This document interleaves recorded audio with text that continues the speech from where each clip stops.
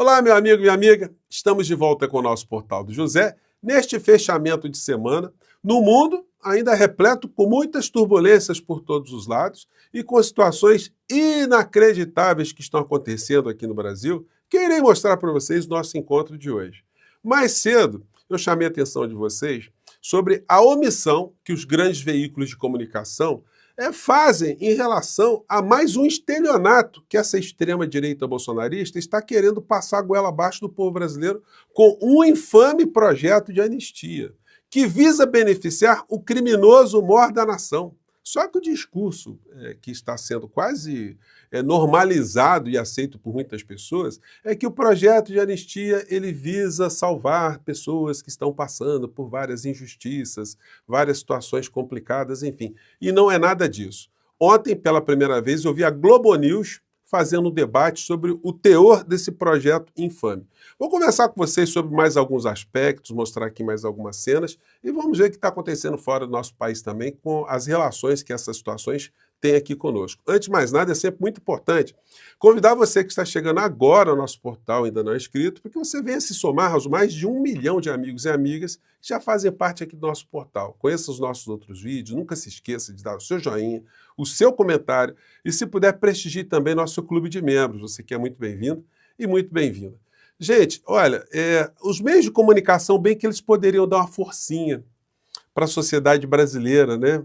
Fazendo uma matéria explicando como essa gente é estelionatária, como essa gente é bandida, como essa gente é cínica, como eles apelam para o sentimento das pessoas, as mais crédulas ou as mais inocentes, que existe algo de fato humano, que eles estão pensando em pessoas. E isso tudo é uma grande farsa que devia ser esmiuçada para mostrar que essa gente é criminosa, eles estão querendo proteger o bandido mor da nação, a figura do senhor Jair. Bom, Malafaia ignora Bolsonaro e volta a criticar Hugo Mota. O Malafaia, ele é o grande líder político da extrema-direita. É uma anomalia total, né? Não é à toa que já foi apelidado do Rasputin bolsonarista. Rasputin era aquele místico que ficou lá com a família dos czares russos, né? E no final da história todo mundo acabou morrendo. Então, esse tipo de comparação, não que desejamos mal a ninguém, mas mostra o destino de muitas criaturas que usam da pilantragem para ficarem no poder e iludir parcelas da sociedade. A figura disse o seguinte, é a campanha dele permanente. Olha, eu não sei se ele de fato ele acredita no que ele está falando, se ele de fato tem uma ignorância muito grande ou se simplesmente é uma pessoa de má fé, um grande estelionatário do ponto de vista político. Porque, gente, não é possível que alguém fale isso aqui ignorando o que está por trás desse projeto. Talvez ele não tenha nem lido o projeto, né? Vai ver que é isso. Vamos lá. Eu não vim aqui para falar contra ou para questionar isso. Eu estou mostrando o fato. E trabalha contra o pedido de urgência de um projeto de anistia humanitária. Isso não tem cabimento, gente. Agora vem a mais nova denúncia. Não é anistia humanitária, senhor Malafaia. Esse projeto é para livrar o bandido mor da nação, o genocida, o criminoso que ajudou a matar pessoas com seu comportamento, a sua omissão, aqui no nosso país, há centenas de milhares de pessoas. É isso que está visando esse projeto. Não tem nada de humanitário quanto a essas pessoas, não. Aliás, humanitário e bolsonarismo são palavras que não se encaixam na mesma frase, no mesmo livro, no mesmo almanaque ou na mesma Bíblia dessas criaturas. E no final, o Malafaia ainda faz ameaças, né? Que o senhor Hugo Mota nunca mais será eleito na Paraíba. Olha, eu acho que depois desse tipo de fala dele, eu acho que o Hugo Mota está arriscado ser o deputado mais votado da Paraíba, porque o Malafaia não acerta absolutamente nada, gente. Onde ele está colocando a mão é só desgraça, é só catástrofe que acontece com as pessoas. Os que estão presos lá na Papuda, Colmeia e outras instituições congêneres, é que o digam, né? Acreditaram nesse tipo de situação, estão encalacrados e agora só encontram as pessoas usando novamente essas pessoas presas para tentar salvar a pele justamente daqueles que jogaram essas pessoas atrás das grades. Mostrei aqui para vocês uma fala da Gleisi Hoffmann mais cedo, vale a pena a gente ver mais um trechinho, dela mostrando a percepção que se tem que grande parte dos deputados não sabem que o projeto de lei é para beneficiar o Bolsonaro. Esse é o grande estelionato dessa jogada, né? Vamos ver a Gleisi que fala, Gleisi. Confio muito na palavra do presidente Hugo Mota, de que esse projeto não irá a voto, até porque, se for, cria uma crise institucional, como ele mesmo disse. Quando ela fala de crise institucional, é porque é o seguinte, o Supremo Tribunal Federal será obrigado a declarar esse projeto de lei absolutamente inconstitucional. Aliás, esse foi um ponto que foi abordado no debate que eu comentei com vocês, que eu assisti ontem na Globo News. Essas questões, pelo menos na TV a cabo, elas estão sendo debatidas, mas são insuficientes se não são colocadas nos jornais de grande penetração, como, por exemplo, o Jornal Nacional. Se não é feita uma matéria explicando o que está acontecendo, o que está por trás, escutando as pessoas, escutando juristas, relembrando os crimes que essas pessoas praticaram e mostrando que esse projeto tem um grande estelionato, porque ele oculta o principal beneficiário do meio dessa história, que é a figura do senhor Jair Beelzebub, né? Vamos lá. Eu acho que as assinaturas que alguns parlamentares estão fazendo dos partidos, tem muitos que estão até desavisados sobre o conteúdo do projeto.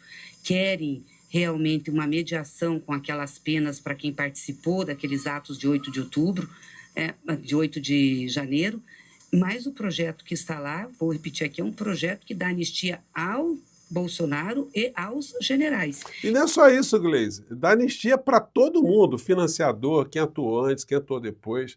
É um negócio infame, é uma coisa assim, por isso que está eivado de inconstitucionalidade. Comentei com vocês também que o inelegível continua a fazer as suas pregações por todo lado, ele quer uma anistia ampla, geral e restrita.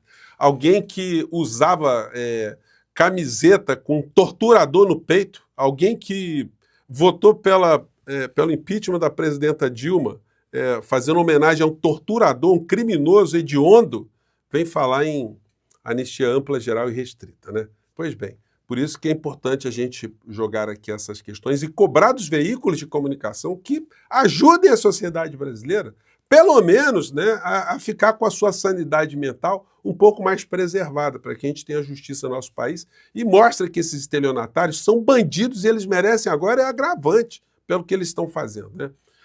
Vejam só como é que as loucuras vão se conectando.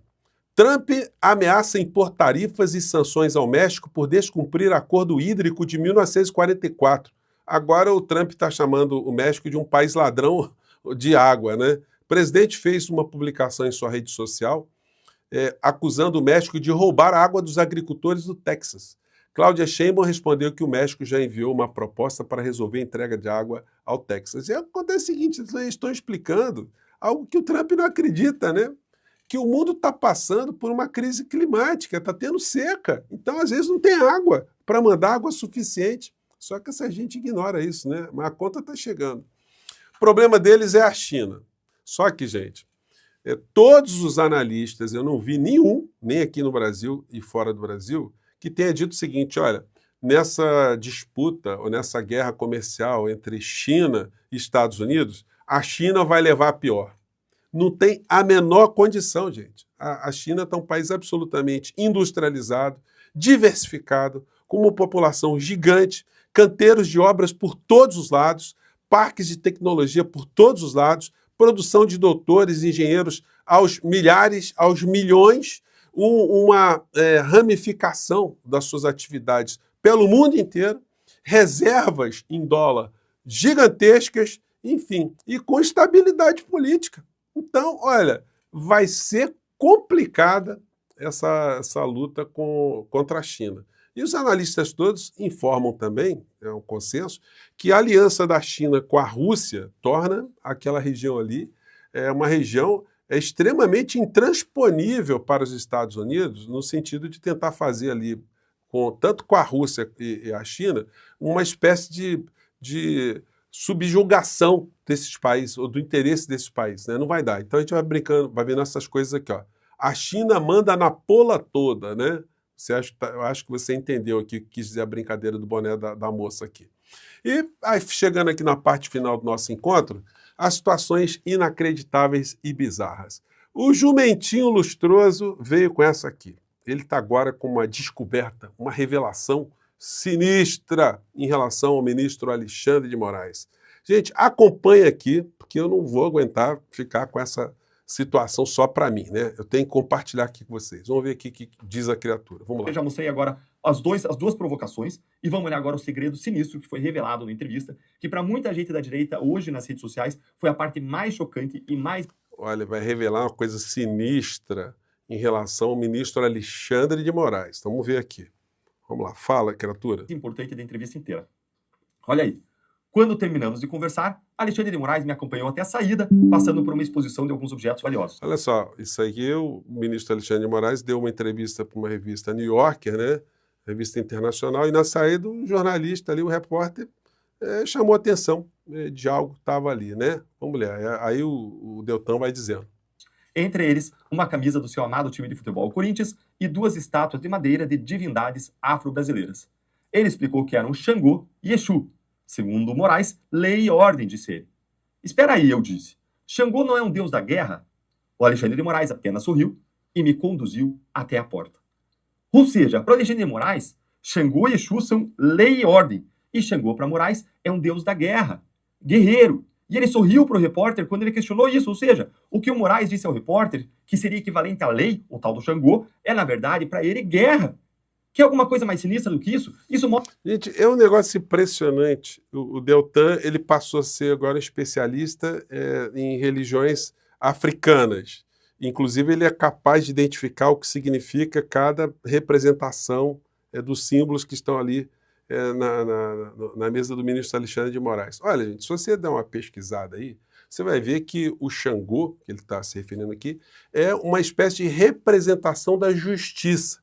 E todas essas representações, na verdade, são representações de divindades, né? Do Deus africano, das religiões africanas. Eu estou longe de ser um especialista, mas pelo menos eu procuro ler alguma coisa para não falar essas batatadas e achar que o ministro é uma figura sinistra, porque ele tem ali figuras, ele tem adereços, tem símbolos na mesa dele, né? Mas vamos ver mais um trechinho aqui, porque é demais, né? Mostra a disposição do ministro, aonde o coração dele está. Ele está considerando a lei como guerra. Lei para ele é fazer guerra contra os seus inimigos, seus adversários. Isso aqui é literalmente lawfare. É a definição clássica de lawfare, inclusive... Caramba, gente! O cara misturou Xangô, Exu, lawfare. Gente, onde é que vai parar isso? Meu Deus do céu. Deltan, vê se você arruma um emprego lá no governo Trump. Ou então lá com o Malafaia. Aí você vai se sentir em casa, vai ser um homem no seu meio, né? Dada pelo próprio Cristiano Zanin, quando ele defendia Lula na Lava Jato, e ele ficava acusando falsamente a Lava Jato de lawfare, como se a Lava Jato pudesse fazer lawfare quando você tem 3 instâncias recursais para cima. Mas olha aqui o que o Zanin disse sobre isso. Meu Deus do céu, gente. Olha, o que a gente pode dizer depois desse tipo de situação, né? Então, meu amigo, minha amiga, vocês vejam. Por isso que essas criaturas às vezes falam que nós estamos no Brasil numa guerra espiritual, porque eles misturam esses componentes todos com a realidade, enfim, aí pega o celular, aponta para o céu, reza para um pneu, esse tipo de gente fica grudado ali na frente de um caminhão, essa gente toda aí que a gente está tentando ajudar, né? Resgatar alguma sanidade, mas fica difícil, porque essas criaturas vão envenenando as pessoas com esse tipo de coisa.